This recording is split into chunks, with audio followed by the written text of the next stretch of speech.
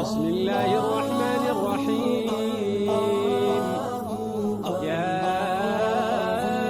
أيها النبي لم تحرم ما أحل الله لك تبتغي مرضات أزواجك والله غفور رحيم. قد فرض الله لكم تحلة أيمانكم والله مولاكم وهو العليم الحكيم. وإذ أسر النبي إلى بعض أزواجه حديثا فلما نبأت به وأظهره الله عليه عرف بعضه وأعرض عن بعض.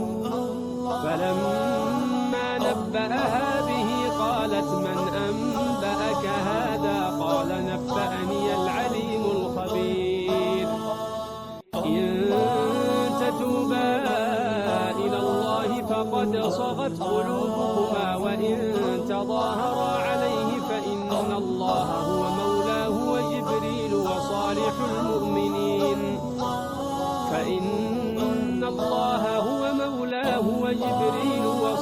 المؤمنين والملائكة بعد ذلك ظهير.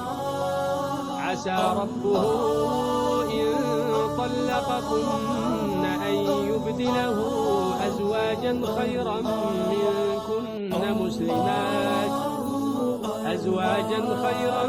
منكن مسلمات مؤمنات قانتات تائبات عابدات سائحات ثيبات وأبكارا. يا أيها الذين آمنوا قوا أنفسكم وأهليكم نارا وقودها الناس والحجارة عليها ملائكة غلاظ شداد لا يعصون الله ما أمرهم ويفعلون ما يؤمرون. يا أيها الذين كفروا لا تعتذروا اليوم إنما تجزون ما كنتم تعملون. يا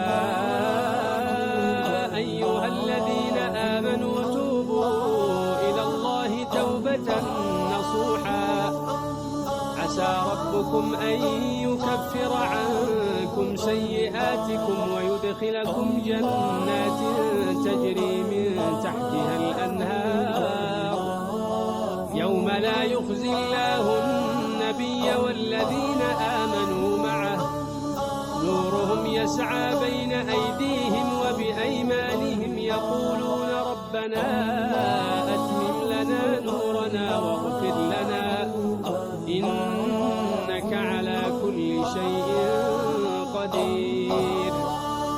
يا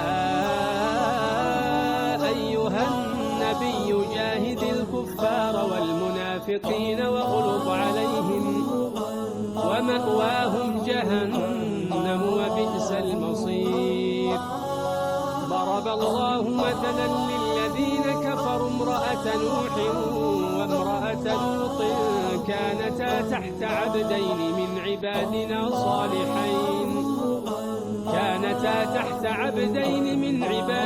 صالحين فخانتاهما فلم يغنيا عنهما من الله شيئا وقيل ادخلا النار مع الداخلين. وضرب الله مثلا للذين آمنوا امرأة فرعون إذ قالت رب ابن لي عندك بيتا في الجنة ونجني من فرعون وعمله ونجني من القوم الظالمين. ومريم ابنة عمران التي أحصنت فرجها فنفخنا فيه من روحنا وصدقت بكلمات ربها وكتبه وكانت من